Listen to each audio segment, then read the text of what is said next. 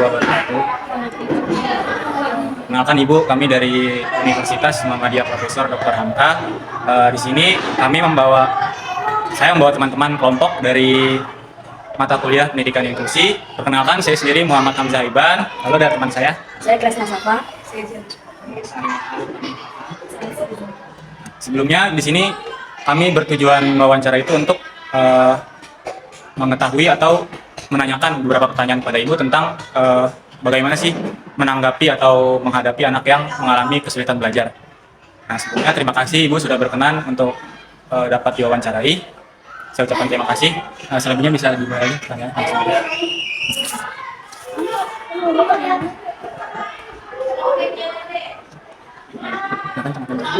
Saya bertanya Bu.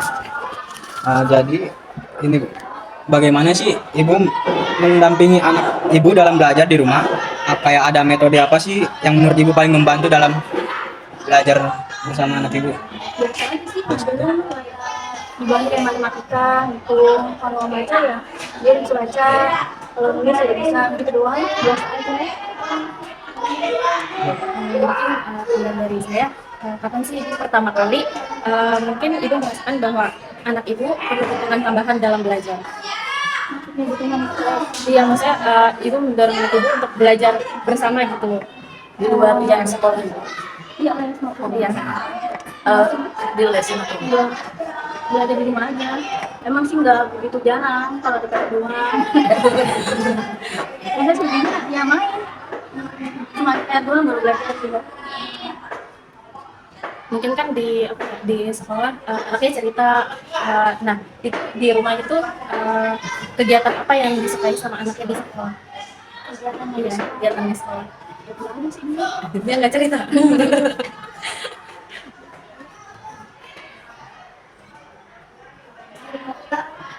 Untuk ibu sendiri mungkin ada komunikasi dengan pihak sekolah mengenai perkembangan belajar anak ibu atau maksudnya di luar kayak ngambil rapor gitu?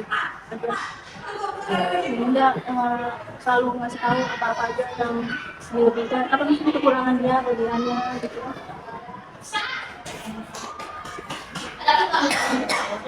Lalu bagaimana cara ibu memberikan semangat untuk anak ibu apabila anak ibu lagi kesulitan dalam belajar?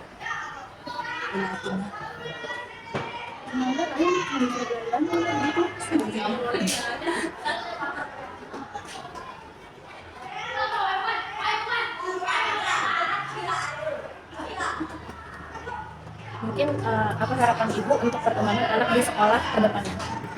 Biar dia semangat aja lah belajarnya. Emang lebih males, ada yang doang nggak belajarnya. Sebenarnya kalau nggak ada, aku emang ngasih ini, jangan belajar kan nggak ada doang gitu. Nah, ini kan namanya anak kecil, jadi aku masih mau main.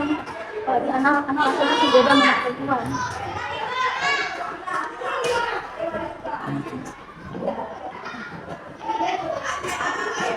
Mungkin pertanyaannya cukup segitu Ibu. Terima kasih untuk jawabannya. Tanya-tanya sedikit. Boleh. Hafiz di sekolah pelajaran apa sih yang paling Hafiz sukai? Yang Hafiz senang belajar Iya, itu yang Hafiz senang Gambar. seni rupa. Seni rupa Hafiz senang. Kalau yang lain berarti Hafiz kurang senang ya? Kurang suka. Biasanya Hafiz kalau gambar apa? Gambar rumah. Gambar rumah. Gambar gunung nggak? Bisa. Bisa. Ih, keren. Hafiz kalau di rumah suka gambar juga atau cuma suka di sekolah? Di sekolah. Di sekolah aja. Kalau di rumah suka belajar gak? Main ya?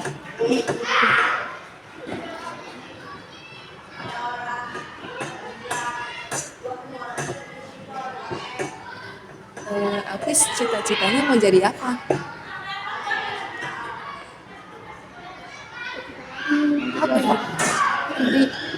Tentara. Tentara.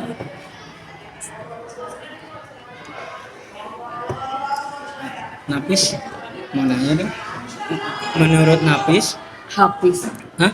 Oh, Hafiz, menurut Hafiz ada nggak sih yang membuat Hafiz lebih semangat atau lebih mudah kayak memahami pelajaran yang Hafiz nggak suka? Nggak ada.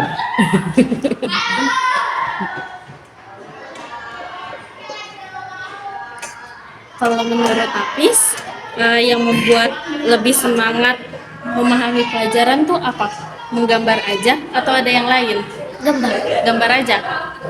Iya. Kalau belajar sambil nyanyi, Apis bisa paham? Enggak. Belajar sambil nyanyi nggak bisa.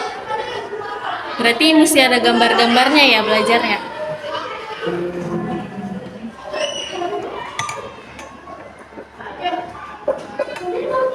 Kalau Kalau ada pelajaran yang susah, siapa yang biasanya sering bantu Apis? Ibu. Ibu. Bu gurunya?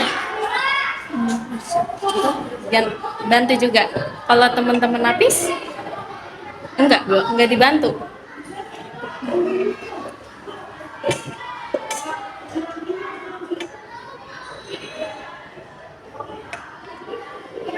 berarti Hafiz cuma senang pelajaran bergambar aja ya, seni budaya. Di seni budaya kan ada musik juga, Hafiz gak suka musik ya?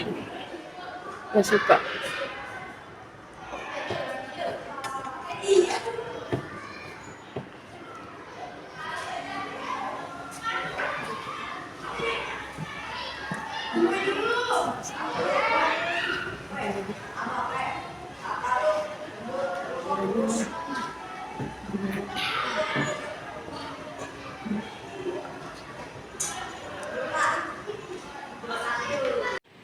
Baik, Ibu Linda, saya izin memberikan beberapa pertanyaan tentang anak didik Ibu di kelas 2 ini yang mengalami kesulitan belajar, yaitu nama Hafiz.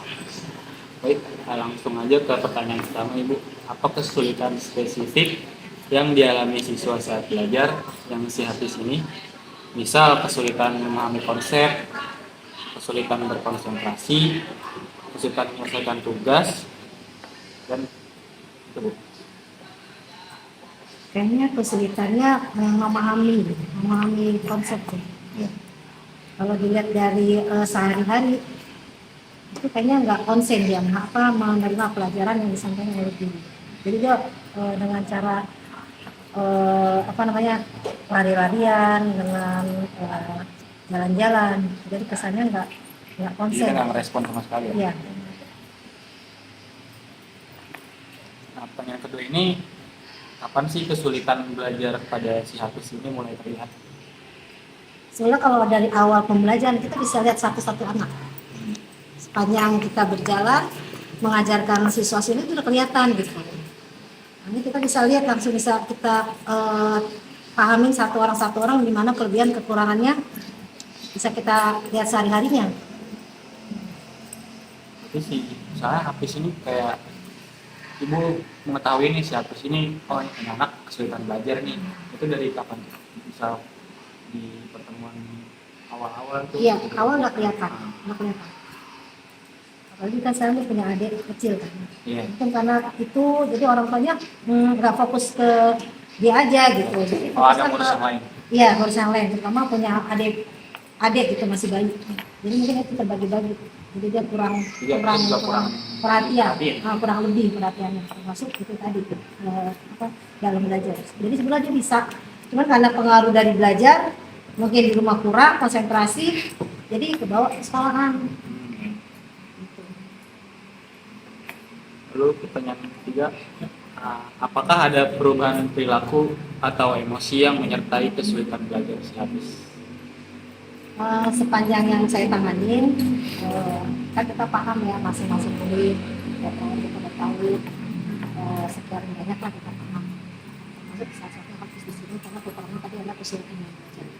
Sebenarnya bisa, cuman tadi faktor punya adik, terus orang tuanya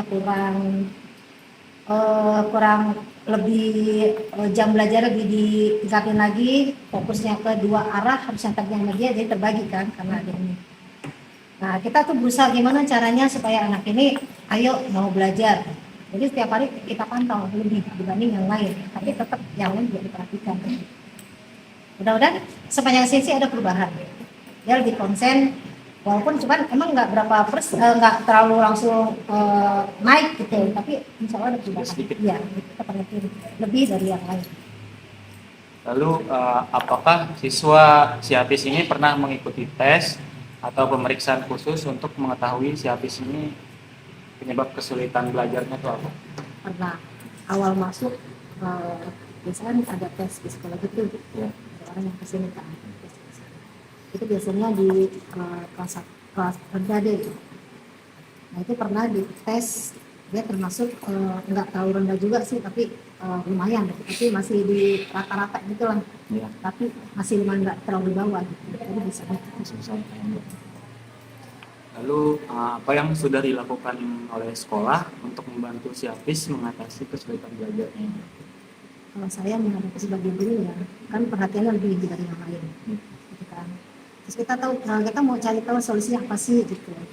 Terus ini anak ini maunya diajak belajar gimana gitu kan, kita ubah metodenya apa, pakai media yang menarik, cara belajar kita supaya dia tuh berubah, ada peningkatan dalam mengatasi kesulitan belajar.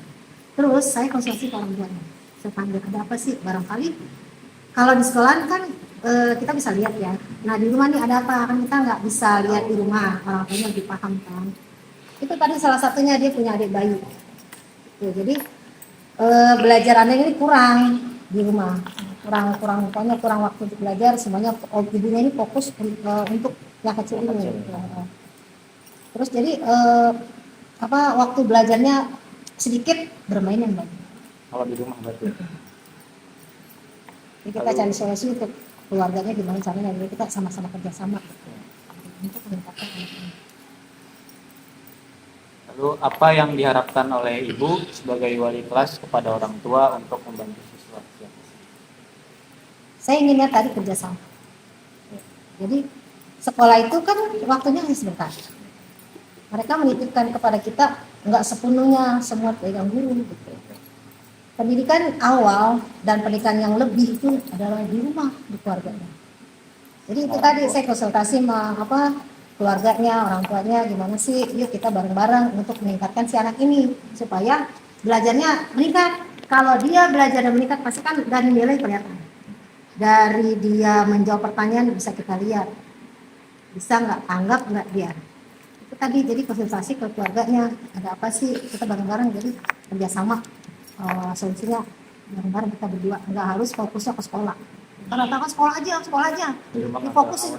Padahal kita nggak bisa kerja sendiri gitu loh, harus orang tua bantu, harus dukung anaknya gimana caranya anak ini mampu, ayo mau. Gitu.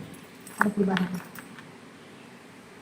Lalu apakah ada mata pelajaran tertentu yang paling sulit bagi SIAPIS ini? Sulit. Kalau sama kantor saya, insya Allah nggak ada. Ada. Nggak ada, dia bisa menjawab, bisa ngikutin. Cuman tadi karena mungkin di rumah belajar kurang, pemahaman di sekolah akhirnya nggak bisa, kan di sekolah juga waktunya terbatas.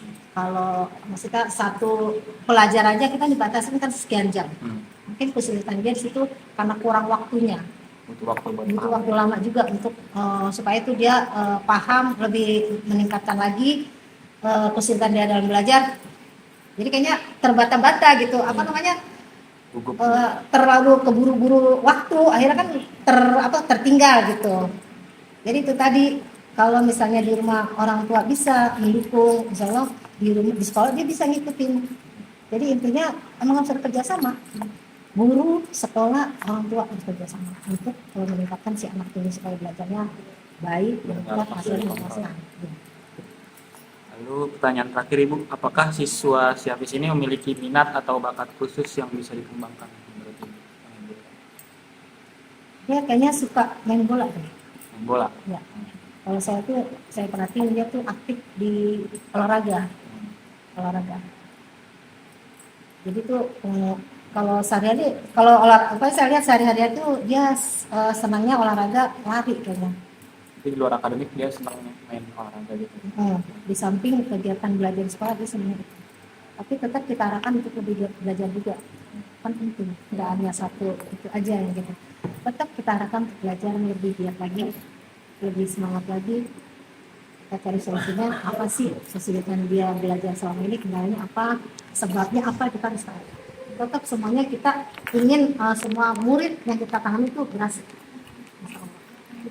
Tujuan itu. Oke Bu, terima kasih. Sama-sama. Sudah menjawab pertanyaan. Udah. Oke. Dia malah aman.